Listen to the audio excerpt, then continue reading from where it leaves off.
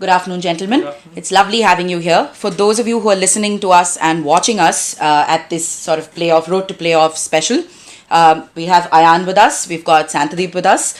Both these reporters have sort of covered the games of the IPL for Sportstar right from the time the tournament has begun.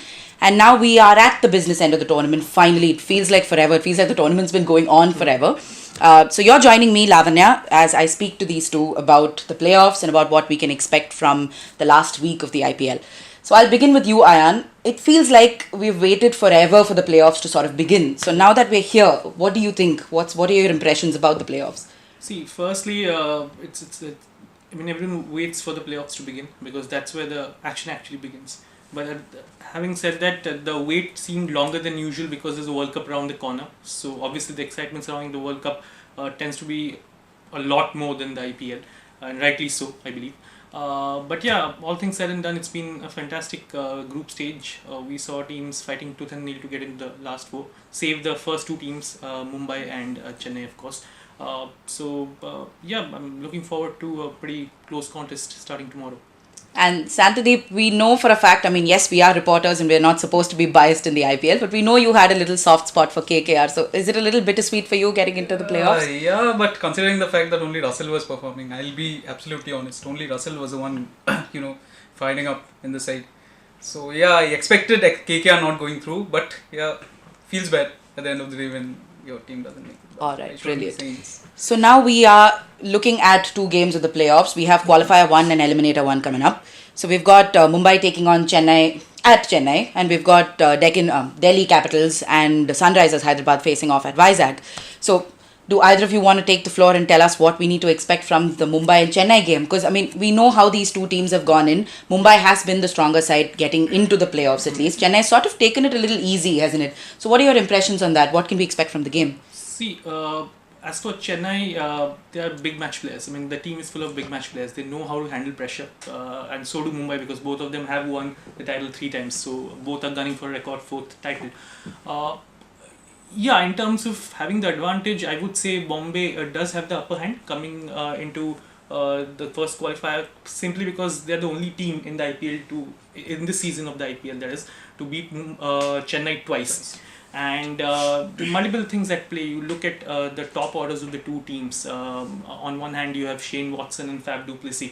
Watson saved that knock of 96 of 53 against Sunrisers Hyderabad. Hasn't really done anything of note. So that's a big concern for Chennai. Raina and du Plessis have been among runs. Likewise for Bombay, Rohit Sharma, Quinton de Kock, and I believe number 3 Surya Kumar Yadav for them. All three of them have hit the ground running. So that's great news for them. And in terms of conditions as well in Chennai, the last home game that they played against Delhi Capitals, we had overcast conditions here. So the dew didn't really play as big a role. But come Tuesday, you can expect it to be factored in during toss. So teams would want to win the toss and chase. I think that's something that plays into the hands of CSK and MS Dhoni because he just loves the pressure situations. At the same time, they will be wary of the fact that perhaps for the first time this season, they won't be going into the match as the favourites. Right. And like he was talking about that, and he was talking about the advantage that both these teams probably have knowing these conditions and all of that. We know Chennai is spinner friendly, and we know that we've seen Chennai pull off some really good bowling performances. But between these two sides, between Mumbai and Chennai, who do you think? Which bowling attack do you think will have the upper hand? Both the bowling attacks are good, but I feel Chennai has the upper hand because you have Tahir there. The second highest wicket taker in this tournament. He has 21 wickets, and also Rohit Sharma, who is a bit on the weaker side against leg spin. So I believe Tahir will have a lot to provide to the match. Then do you see him going for the purple cap? Does he have the opportunity? Maybe, yeah. Now that Rabada is gone, so yeah, Tahir has matches, and if Chennai qualifies, he might as well. Yeah, is a possibility, and yes, both Harbhajan Singh and Ravindra Jadeja, they have 13 wickets each. So yeah, it will be a good spin attack against Mumbai Indians, and I believe they have the power to win. So yeah, on that point, I personally feel that Bombay has a better bowling attack simply because of the variety they have. Chennai has no doubt a better spin department than Mumbai. Mumbai has Rahul Chahar, they have Krunal Pandya, left arm spinner, who've done really well. Record speaks for itself. The way Tahir has bowled, the way Harbhajan has bowled in this season in Chennai has been remarkable. And not just that, what stands out is how they fight back. If you look at Harbhajan Singh, he tends to get hammered for runs sometimes in the first 2 overs. But whenever he's brought back, not only does he put a lid on the scoring rate, but he also goes for wickets, which is very important. In the last match also, same thing. Considering that it's happening against Bombay, which has a very attacking middle order, this could factor in. Having said that, it's the sheer variety in Bombay's bowling attack that gives them the advantage. They have death over specialists in Malinga and Bumrah who can be equally lethal at the top. And in the middle overs, you have Karen Pollard who can bowl seam up. And they also have Krunal Pandya and Rahul Chahar who sort of not only can pick wickets but can strangle the scoring rate if need be. So I would say, once again, in the bowling department, Bombay on a scale of 1 to 10 would be maybe an 8 and Chennai 7.5. Alright, so that's putting a number to it. That's interesting. But now that we're bringing up how consistent they've been and how they've, about their economy rates and their wicket-taking abilities, look at the road to the playoffs for both these teams. They've both had a very different run. Chennai has dominated majority of this tournament, but they've let it go a little easy, at least towards the end. There were some easy wins that they could have easily gotten through to the finish line, which they didn't go ahead with. But Bombay has been a lot more attacking than Chennai, isn't it? And is that an advantage going into a match like this? This is a big ticket match. Yeah. You can't afford to get it wrong here because then you don't make it through. In whatever sense, even if it's a psychological advantage, a loss here will sort of hit either of the teams as going ahead in this tournament right now. So how do you think the two teams stand in that sense? What do you make of their journeys to this point? Chennai, they kind of lost the track after, Mahendra Singh Dhoni had that viral fever. But Raina again said that it's not the captaincy, it's the batting that we miss. So yeah, Dhoni has been a consistent factor in the But do you really agree with that? Didn't they miss Dhoni as the captain? Dhoni captain? as a captain, obviously they'll miss Dhoni as a captain. But I'm saying that Raina said that. Right. So the top order, it hadn't been performing as well. Raina, later he fired, but at the starting of the tournament he was not that good. Watson has been here and there, so was Faf. Faf in the last match he performed well. So that should be this is a good note that they're starting on, that Faf is in form. Watson, I'm not that sure. But yeah, if Raina, Faf, they are performing, and if Dhoni again, gets in the middle and starts hitting, yeah, it's advantage Chennai. They know the conditions well, so do you see them changing? Do you see them changing their batting order at any point? Since we know Watson's he's not getting there and getting those runs, so you can't really say at this stage of the tournament that we'll just give him another opportunity. Do you see them testing the bench, or what do you make of that? The thing is, Kedar Jadhav is injured, so Murali Vijay. Yeah, Kedar Jadhav's injury actually presents a very unique opportunity for either Murali Vijay or maybe even Dhruv Shore. Because Murali Vijay, in terms of like-for-like replacement, I don't see Vijay coming in, because if Vijay plays, then he has to play in the top 3. He's not he's not even number 5, number 6. He's a class act when he's in form, but he's a number 1, 2 or 3 batsman in this format. Even when he was a regular in CSK, he used to bat up the order. Yes. So I see Dhruv Shore making his way. But in terms of dropping Watson, Chennai Super Kings, their success has been built around the fact that they have, no matter what, stuck to their 11, stuck to the core. Yeah. And it paid rich dividends last season when Shane Watson just blew Hyderabad away. He was having a similar kind of run, if not exactly as poor as this run. So, Dhoni as a captain, even when he was with Team India, as the leader of Team India, he's always thrown his weight behind the players, and he believes that that's one way of getting the best out of your team. So we don't expect any major changes. Only one forced change, maybe Dhruv Shore in for. They don't experiment much. Yeah, it's a little romantic, isn't it, when you look at it? It's that team spirit and that. Yeah, that whole it is, and also which is what becomes their Achilles heel as well in one sense, because Bombay then knows that their bowlers know that the one thing that stands between them and Chennai's middle order is just Mahendra Singh Dhoni, really. He's the one who's anchoring that middle overs with the bat.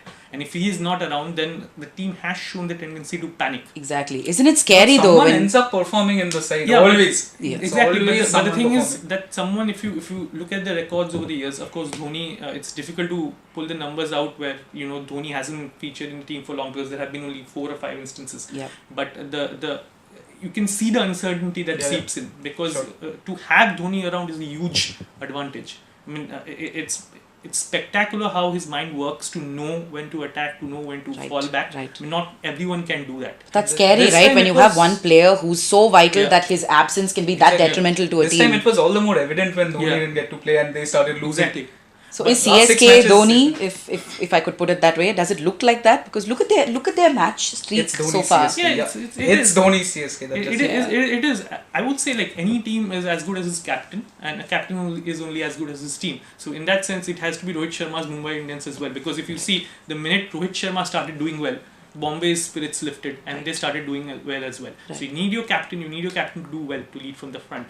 Having said that, yes, a captain, quote unquote, Dhoni is more important for CSK than a captain Rohit Sharma is for Mumbai Indians. So while Raina might say that losing Dhoni as a batsman is a bigger blow than losing him as a captain, fact remains that they can't. We miss the as a captain. and the player as Yeah. well. They And can't- the person behind the stumps. Yeah, they can't just do away with. And yeah, Because- exactly. Absolutely, The person behind the absolutely. stumps. I mean, he's exceptional. The two stumpings that we saw in the game against DC probably had reaction times of 10 seconds and 12 seconds. If I'm It not blows my mind how he's gotten better at it as he grows older. exactly. Because it's ridiculous for a 37-year-old to have reflexes that fast But behind the stump. surprisingly, this year Rishabh Pant is the one who has like the Yeah. most dismissals behind. Yeah. It's So, surprising. I think it's a style also that matters, Yeah. isn't it? It's all the more Correct. fascinating See, when you it's get Dhoni. one stumping from Dhoni, you're like, Sorted for the Yeah. rest of the day, right? So, but yeah, I mean, all things said and done, it promises to be a close contest. We don't expect CSK to give an inch in the playoffs because this is their fortress. Their turf, their yeah. fortress, and it has been breached twice by Mumbai Indians who are Indians. coming here. So they'll be high on confidence. It's like a revenge match, is it? Yeah, in it some has sense. to be. It has to be. I mean, I'm pretty sure The biggest match, that's how it is for the fans here. So who are you going to pick between the two? Who do you think is going to come out? I'm sure it's Successful. MI for Ayan. No, I would actually pick CSK just for their simple, tenacity and the surprise belief and they just somehow, as he points out, they just somehow just scrape through the pass line, like the finish line. So for me, it would be CSK. But MI is going to run them close for sure. Right. Exactly. Same opinion. CSK is getting it, but I don't know. MI, yeah. It will be a close contest, but Yeah. I'm backing CSK. But having said that, MI will start as favourites. But Exactly. CSK will win. I agree. I mean, going in, they are the stronger yeah. side. They come in with a lot I more mean, confidence. that's been his modus operandi as skipper. Also, MI hasn't lost in ME Chidambaram Stadium for quite some Yeah, time. for quite a while. Yeah, But- this season itself, they've won. this season and the previous And season previous one as well. And that's been Dhoni's modus operandi even when he started leading India. The idea was to start off as an underdog, let them believe, and then suddenly you just pull the rug from under their feet. Yeah. So that's what he specializes in. So I think as long as he's sure of what he has to deal with, CSK is in safe hands, literally and figuratively. Brilliant. So we've given Mumbai and Chennai a lot of screen time now, Yeah. but we've got another match which I'm actually a lot more excited about, which is DC and SRH. Yeah. SRH, what luck is this? I mean, they've just managed to pull their way. They've just snuck in thanks to Mumbai and Yeah. Kolkata. Good or for bad. Yeah. But tell us a little bit about their journey. I mean, I'm really happy that Hyderabad made it, to be very honest. They were a good team. They showed that they have the talent in the metal to actually get there. They faltered a couple of times, but at crucial points of the tournament, which sort of put them in that spot where they had to, hook or crook to get into the playoffs. What do you make of their journey to the playoffs? 9 matches, if your opening batsman give you around 1,000 runs, that's rare. Yeah, that's rare, and also awesome. Yeah. and I mean, speaking of luck, I think the other day I saw a tweet by Akash Chopra where he says it's the good karma of VVS Lakshman which has come to Hyderabad's rescue. Superstition. And, it could well be that because I mean no team in the past has qualified for the playoffs with just 12 points. They were run very close by Royal Challengers Bangalore, who I'm pretty sure will be like cursing themselves in retrospect just how important was that blooper from the umpire in the game against Mumbai Indians. Had he called that no ball, I mean, who knows, maybe RCB would have still lost. Exactly. But they would have given themselves a chance, and maybe they would have won the match, and today they would have qualified better than exactly. 200. So, Right. so yeah. But having said that, Delhi Capitals, I think have tasted blood this time. It's an incredibly informed side. Their players are clicking. All of them are clicking in unison this time. Shikhar Dhawan is scoring runs. Prithvi Shaw hasn't got starts. 3 of the batsmen are in the Yeah. above the 400 run mark. And the captain is leading from the front. Yeah. Shreyas Iyer has He's a been brilliant in captain. sizzling form. You have Rishabh Pant, who's got the big hits, but again against Chennai here, he had a very good chance of showing just why he's also a good batsman, not just a hard hitter. But in that sense, yeah, I mean, Delhi has ticked the right boxes this time, and to me, they will start as the outright favourites against Hyderabad. What do you make of Rishabh Pant itself? I mean, we've had this whole World Cup discussion that's come in, and we've had players sort of take it upon themselves, either celebrating their inclusion, or taking some sort of revenge for their exclusion. We've had these narratives come on. It's the media and the fans that take these narratives forward. What do you make of Rishabh Pant? How do you think he's going to figure in a match like this? Talking about the World Cup first, yeah, I think Dinesh Karthik is a better choice for me. Because he's more experienced as a keeper, he's better. I think he's a better keeper. Safer option. Rishabh Pant tends to be a bit weak when he dives to his left. So Dinesh Karthik is a better option there. But talking about Delhi Capitals, Rishabh Pant has been a very important part there of the squad. But again, the problem is his shot selection. As he said, that he goes for the big hits always. Any kind of ball, you don't need to there is not always pressure on you. You can ease out a bit. But he'll just go out there and hit. That has been a problem, I guess, for Rishabh Pant. No, but having said that, what I liked about the team was the fact that Shreyas Iyer is equally young, by the way. He's just maybe a couple of years older than Rishabh Pant, if I'm not wrong. But the other day he was asked if what he made of Pant's shot selection, given that his team was in a spot bother against Chennai. And I liked his response. What he said was, he could have played a bit smart, but at the same time, we know what kind of a game changer he is and how he can turn the momentum. He gets us results, and I have no problems with the way he plays. So we're just going to give him the freedom to do what he wants, and which is a great sign for a youngster like Pant and for Iyer. I mean, kudos to him for leading the side the way he has. But don't you think that if Pant handles things a bit more patiently, waits out there? Does it come with time? Is it just that, I mean, there's so much of attention on this player right now, and he's been lauded for a couple of really good performances. Does it just get to you a little bit that, okay, you're a big match player, you have to go play those shots? I see. It's a lot of attitude as well that comes with it. He's from the same neck of the woods as Virat Kohli. Right. So you. I was going to make that parallel. Yeah. You tend to be more aggressive, expressive, and take nothing away from Shikhar Dhawan. He's from Delhi as well, so they all have a similar vein. But Shikhar Dhawan is much more experienced than him. So he's toned himself down a little, hasn't he now? Yeah, so Dhawan's presence has been very crucial as well. This is his first season with his home side. I mean, he's from Delhi Capitals. So all in all, their bowling attack looks good. Kagiso Rabada is not part of the team anymore, but he's done his job with the purple cap, and he's been holding that cap, wearing that cap. Will they miss him? Will they miss his presence in the bowling? Yeah, they will. Because we saw what happened with CSK, right? They lost by 80 odd runs. So having said that, I think it would be a mistake for the Delhi management to actually assess a bowler, and they wouldn't do that with Trent Bolt, obviously, because he's a proven international player. But Trent Bolt was benched quite a bit. He has been sitting out.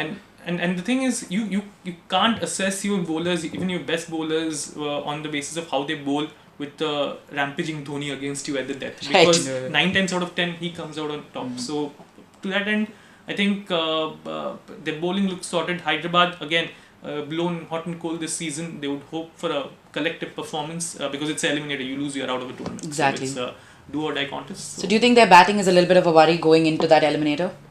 Their batting isn't a worry considering how the openers have performed, but middle order and their foreign contingent as well.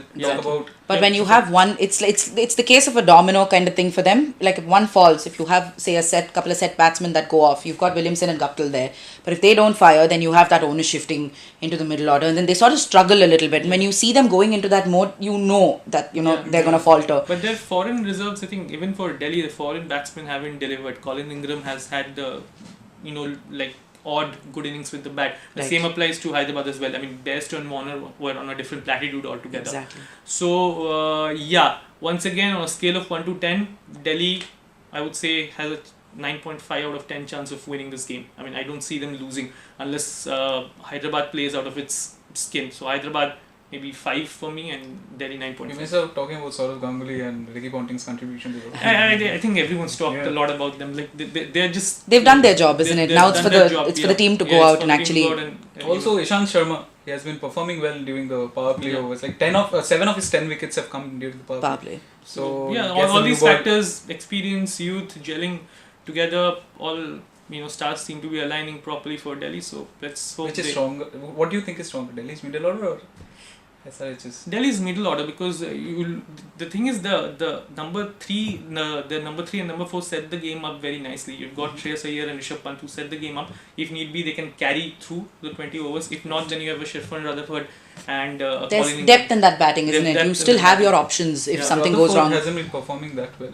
But again, that's what I'm saying. It's we are discussing all these things, but in an eliminator, one really madly brilliant innings from a person you weren't expecting, to perform. Could just, case in point being that knock in 2012 that Manvinder Visla played. That literally won KKR the title because they're chasing a big total. I don't remember exactly how. We'll pull that up. Yeah. So we'll pull that up.